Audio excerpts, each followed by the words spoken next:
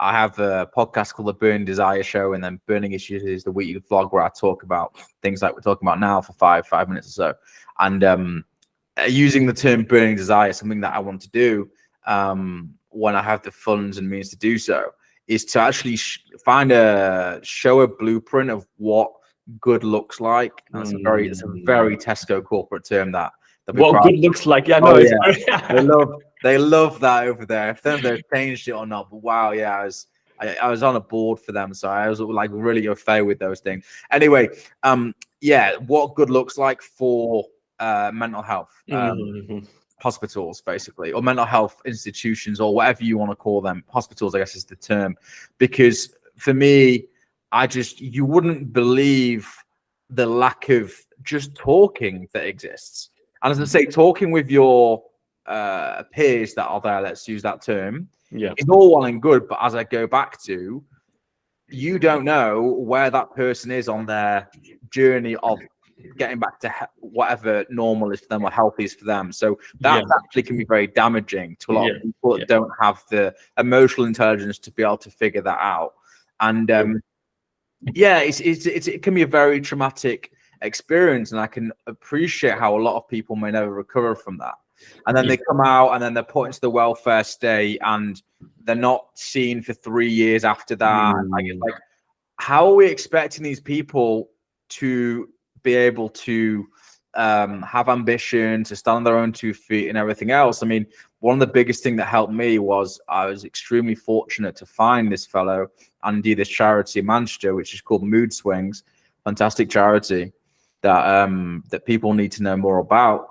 And this fellow who worked for that charity, called Tom, he was my age, or he's my age, I should say. And it just was coincidental that he went through a very similar, what they call a manic episode, is how they kind of describe it, which was like perpetuated from a kind of business idea, which is kind of how mine was, to be fair, which is a bit of a longer story for another day. But so we had very, very similar experiences and were of a similar age.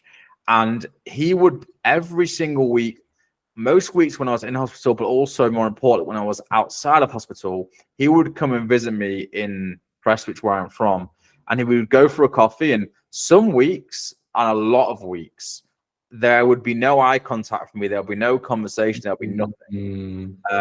And he's not taking notes. He's not like, he's very well trained, don't get me wrong, but like, it's just like this is. And I actually, I'm not trying to toot my own horn. I'm just trying to tell people they should be doing these things. I've just literally come from an hour ago. I mentor someone for a charity as well now, because I've been looking for an opportunity for a while, and something came up, and it turns out the fellow is nearer 60, and he is a community leader. I'll put it at that. And you wouldn't expect this sort of person to be who they are. And I remember he told me afterwards, when they paired me with him and they said, oh, this guy's 30 years old, he was like, what on earth can this do? 30 and 60, like half their age. Very, very much so, yeah. And it's been a real privilege, because I know how much just that hour a week, and it's same as this. It's just an hour a week, and he's talking about how his week was and what's going on. And if I can kind of guide and advise, I will, but not too much. And people don't realize how much that means.